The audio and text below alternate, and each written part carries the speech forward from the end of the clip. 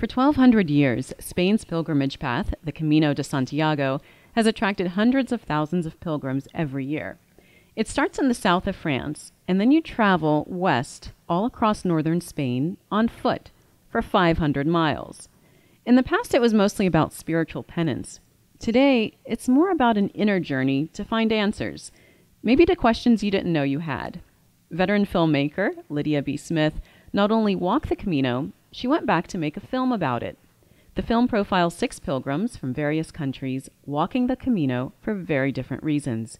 The film is called Walking the Camino, 6 Ways to Santiago, and Lydia B. Smith joins me in the studio. Lydia, welcome. Thank you.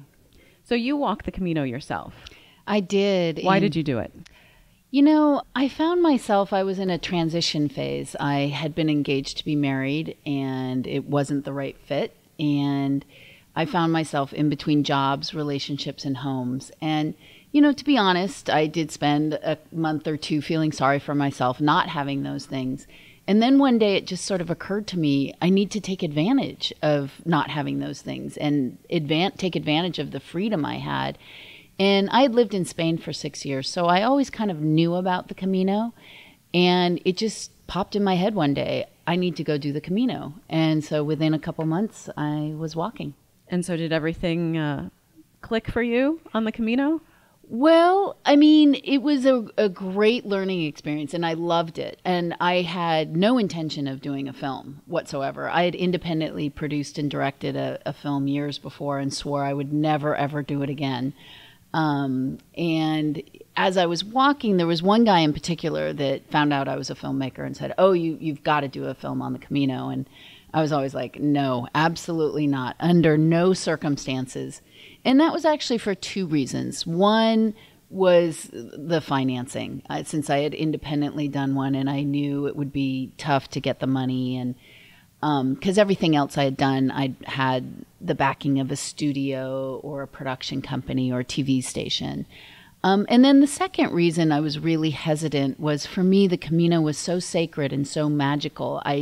I wasn't sure I could do it justice. So it's that thing of like, if I can't do it perfectly, I'm not going to do it at all. But you did change your mind. I did. It was one of those things, I don't know. I'm guessing you and probably most of your listeners, you know, when you have that little voice inside you that just is relentless and does not let you stop doesn't let you go until you agree to do it. I mean, it was just this really strong intuition of like, you need to make this film. You need to make this film. So some people have said that the Camino is a metaphor for life. Do you agree with that? Absolutely. I mean, just all the lessons we learn are such metaphors. I mean, I think one of the biggest lessons on the Camino to me, I mean, everybody gets their own lesson, and that's, again, what happens in life. But so many of the things we learn on the Camino, like go your own pace, listen to yourself. Your way is going to be different than somebody else's way. And, you know, what may work perfectly for you may not work for me. And that doesn't make your way right, my way wrong, or any of that. And that's all lessons that completely apply to life. Along those lines, a Catholic monk in the film says, quote, "It's an internal Camino. It's a process toward the heart, towards what's inside." Yeah, I loved him. He was the most amazing. He was my favorite priest. He had actually walked the Camino, I think, like 6 times, and he felt that his way of being a pilgrim was to become a Franciscan priest. So, yeah, I think that's a very true statement. Lydia Smith is in the studio with me. She's a director and producer. The film we're talking about is called Walking the Camino, 6 Ways to Santiago. How did you pick the 6 people that you profiled? What was your criteria? First, I want to mention that of all the people you saw, only one of them I knew beforehand, and that was Annie. And Annie found out I was doing this project, and she was just immediately like, I want to be involved, I want to do it. And I realized it would be really great to have at least one person, somebody to shoot the first day, but also I knew I needed at least one person that I would be 100% sure would be completely open and vulnerable and would have the courage to show what's going on the insides. Because, you know, we all spend so much time kind of projecting a little, you know, this is what I want you to think or see about me. And Annie just was like, this is what's going on. And she was my favorite, I have to say. Oh, yeah. Maybe because she's middle-aged and I identified with her. But on that first day, she notices that everybody's passing her. And she's like, even the 80-year-old man with a spinal condition, he was like walking past me. And she learns to let go of the competitiveness, the comparing that maybe we as Americans do more than others. Exactly. I mean, I think that is kind of an American trait. But, you know, some of the other characters kind of got into a little bit of the competition as well. But back to your other question, I mean, the way I picked the characters, what was really important to me was to let the Camino cast the movie. I didn't want to come with 12 people and say, this is who is walking the Camino. Every step of the way for me, it was really like, this is the Camino's film. I'm like a midwife. I'm not like forcing my vision. I was really trying to be aligned with what's the best representation of the Camino and let the Camino kind of guide me and direct me. But that said, at the same time, I was really clear about wanting a variety of ages, nationalities, reasons for doing the Camino, and spiritual, religious, or none.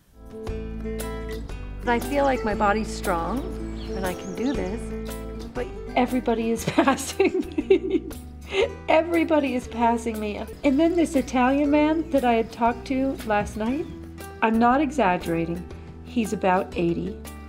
And he has God bless him, he has a fairly serious spinal condition, and he passed me. A bad day for the ego is a good day for the soul. So this must be a great day for my soul. Man. The film we're discussing is called Walking the Camino, 6 Ways to Santiago. Lydia Smith is a director and producer of that film. There's a young man from Portugal. He had just left his job, had some time on his hands, makes a last-minute decision to walk this Camino, and he says that it's about setting a tough goal and just doing it. But he was totally unprepared. He was. And I love the fact that he was just debating up until the last minute, do I go kite surf on the coast or do I do the Camino? Which is very different. Yeah. And he is just such a likable, just wonderful character. And I mean, wonderful person too. And it was so neat to see him start with such a kind of, you know, off the cuff kind of decision. And then it really became a very spiritual journey for him. Blisters have been the least of my problems. By now I have like 5 on a foot, but I'm telling you I can't even feel it because I guess it was the shoes. They started putting a pressure on my ankle and I've developed some sort of tendinitis or something. So yesterday Juan Carlos left and he left me his shoes. So that was really great of him. I mean, it's not very many people who leave you their shoes and they say, mail them back to me. Going back to Annie, who's the American, at one point she's really having a hard time and she's hobbling along. And then this man comes up and takes her bag and carries it to the next point. And she was just so touched by that. Yeah, it's an amazing experience to receive that kind of kindness. And it happens all the time on the Camino. We actually have some other characters that we had to cut out, but they're on our bonus DVD. And that very same thing, Ushi just was exhausted and one of the guys carried her backpack the whole day. And it's just like, I mean, that sense of... It's the camaraderie. We're all in this together. Exactly. Let's all finish together. Exactly. And what can I do to help you? And it's really extraordinary. I mean, and I think sometimes people say to me, oh, Lydia, you know, you're going to be responsible for ruining the Camino and so many Americans are going to be on the Camino. And I thought about that. And then I realized, well, if I'm responsible for a bunch of Americans coming back kinder and more dedicated to service, well, guilty as charged. I'll be thrilled if that. Because I think most people really come back changed and come back more conscious and more kind. I want to ask you about Tatiana. She's from France. It seems that she's a single mother. Mm-hmm. Well, she had a boyfriend that was kind of partially in the picture, not the father of Sirian, her son, who was with her, but more or less. I mean, she takes her 3-year-old Yes. on a 500-mile journey on foot. Yeah. That's crazy. She was one tough cookie. She used to be in the French military, and she could do anything. She had a stroller. She was like pushing a stroller along the Camino. Yeah. I mean, unfortunately, we couldn't be everywhere at once, but the stroller kept breaking down, and, she kept trying to fix it, and it was pretty intense. But why would she go through that? Why would any mother do that? Well, I think she was really clear. She was going for God, and she really wanted Syrian to see another way of life. And I think, to tell you the truth, Syrian, the only time I saw him melt down, that's not true. I saw him melt down probably 5 times. 4 out of 5 were in church. I mean, if he was outside and on the Camino, he was happy. I mean, I think it was hard on her, but it was really seemed to be a great experience for him. But at the same time, I think for her, it was really to be with her child and having this amazing experience. I know she's really glad she did it. Hopefully the 3-year-old's going to remember this. Yeah. That's kind of iffy at that age. Well, he'll have the film to look at. I mean, and actually he's 8 now. And Tatiana's been great. She's helped us with the French subtitles, and all our characters have been really supportive of the making of the film. Tatiana's younger brother walks with them, and they don't have a very good relationship. They're fighting all the time. She's religious and serious. He's all about partying and this is fun and just live your life. Yeah, exactly. It was, I think that was far more of a challenge for her than pushing a 3-year-old, was her relationship with her brother. Because obviously that has much, there's a lot of past between them. And it seemed like it just went up and down. Sometimes it was good. And he was really helpful to her with Syrian. I mean, he was a good uncle. I like that at the very end she said, when I started this, I had hoped that this Camino would change him. But in fact, I'm the one that changed. Yeah, I think she Isn't that true, though, for so many of our difficult relationships? We're like, I wish they would change. I wish they would change. Exactly. And it really does boil down to the only thing we have control of is ourselves. And so that's what we can change.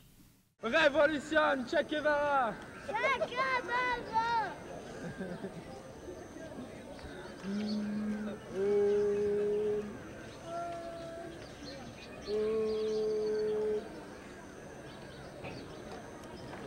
Lydia Smith is a director and a producer. She's in the studio with me. We're discussing her film called Walking the Camino, 6 Ways to Santiago. Wayne is from Canada. He's an older gentleman. His wife had died suddenly 4 years prior. He's still grieving her loss. Yeah. I think he got a tremendous amount from the Camino. He had done a pilgrimage in Japan with his son to honor his wife a couple years before that, and that was a circular pilgrimage. And he talked about, I think we have it on our bonus DVD. We couldn't include it in the film, but he talked about the difference of this being a one-way pilgrimage and moving forward and kind of going towards the future. And for him, it was really a very profound experience. And he's actually he's representing us at a lot of Canadian screenings. We have one coming up in Victoria, and he's organized a couple in Canada, and we'll be at a bunch of other ones as well. And there was some romance along the trail. Yes, there was. Very unexpected. Mm-hmm. Unexpected for you or for the 2 people involved? Well, I'd say both. I think Misa, who was from Denmark, and William, who was 10 years younger than her, who's from Canada, I don't think either one of them was really looking for it. I mean, ironically, Misa's whole intention was to be on her own and to delve into kind of those thoughts that happen in our minds and kind of really deepening her relationship with herself. She's always like, I need my alone time. And then she does not leave this guy's side for the whole 500 miles. Exactly. Yeah, I think they met about day 5 or 6, pretty early on. And again, this was another hilarious scene that Annie actually met William. Annie met William like day 2 or 3, and there was a bunch of them sitting around, and Annie was joking. And we have this We have this on our bonus DVD. It's hilarious. Annie's talking about how she met this really good-looking guy, but they started talking about what was in their packs, and Annie was like, "Oh, he only has one change of underwear. He's never going to get lucky."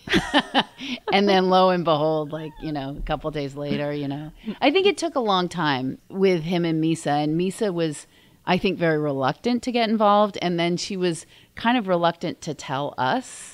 And it just sort of very slowly became apparent. And then she finally kind of said, yeah. Are they still together? Do you know? They were together for actually about a year. But in the long term, it really wasn't a great fit. Lydia, let's talk about the mechanics of the walk. Where do you stay along the way? Do you have to get to certain points each day? Can you go at your own pace? You can absolutely go at your own pace, and that's what's so great. And there's a million different ways to do the Camino. What we showed in the film was sort of the traditional route, which was people staying in what's called albergues, which are special pilgrim hostels. And they range from hostels that are organized by churches, which generally are called donativos, so you donate what you can. There's actually on one of them, they have a little cash box, and it says, leave what you can, take what you need. And really, people can take money if they need to. And then it ranges, then there's albergues that are run by the towns or counties, and those are usually fairly low cost, under $10.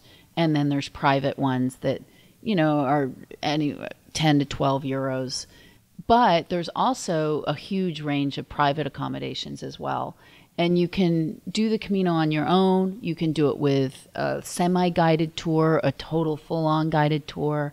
And it just really depends on what you're looking for. So there's really just a big range on how to do it. And my encouragement to people is find what works for you. A lot of people were talking about the snoring situation, because I guess in these hostels, you're all kind of thrown in together. Yeah. Like, somebody's always snoring. Yeah, and I actually, bless my editor. If it was up to me, I would have had like 5 little bits on snoring. That was my own personal issue. For me, the snoring was really hard. Some nights I was tired enough so it wasn't, but a lot of nights I really struggled. Annie, for example, she had no issue with the snoring. She had issues physically, but no issue with the snoring. I didn't really have any physical issues. But the snoring, if you're sensitive to it, depending on the room, sometimes you're sleeping in a room with 100 people. And then there's a handful of places where you're only sleeping with 1 or 2. So that's a real luxury. En los albergues grandes siempre tocan. Siempre. Era algo así como... Después, 20 segundos. Decías, bien, ahora. A los 20 segundos. Otra vez de pie. Y volvías a dormir. Y después así fue toda la noche. ¿Y había algún otro que roncaba? Sí, porque se hacían eco. Hacía eco. Allí. Y aquí. Yo no ronco. Respiro fuerte. Es mentira. Mañana lo grabamos. The film we're discussing is called Walking the Camino, 6 Ways to Santiago. Director and producer Lydia Smith is in the studio with me. Sam is a woman from the UK and Brazil, and she says she's walking because her life is a complete mess. Yeah, she was really kind of symbolized people that went to the Camino to try and get answers, to try and fix something in their lives. And we cut out, there's actually some really intense details about how her life was falling apart in Brazil before she came to do the Camino. But it's funny about the answers, because some people had told her, walk until you find the answer. And then she's walking, and then she's like, yes. Then I realized I didn't know what the question was supposed to be. Yeah, she was that lost. She didn't even know what the question was. But she really had an amazing experience on the Camino. And she had the opportunity of spending time with some really amazing people. One of them is Tonio, which he has my favorite line in the entire film.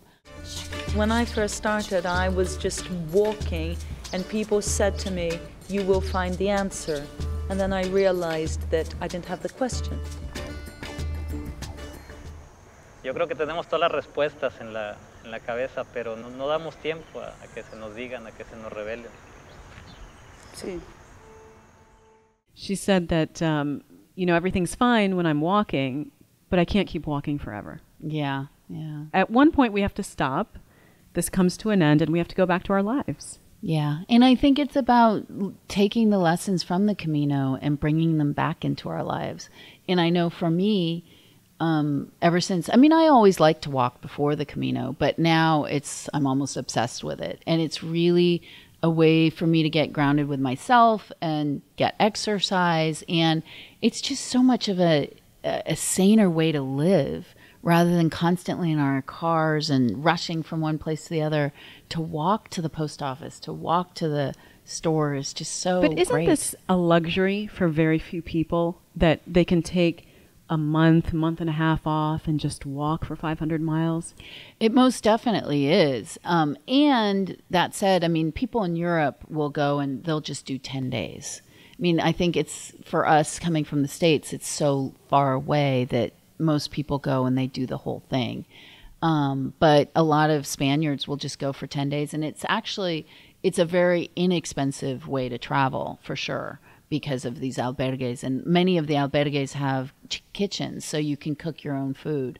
So it really does bring the cost down. But yeah, I mean, to take off that amount of time is definitely a luxury. What do people carry with them?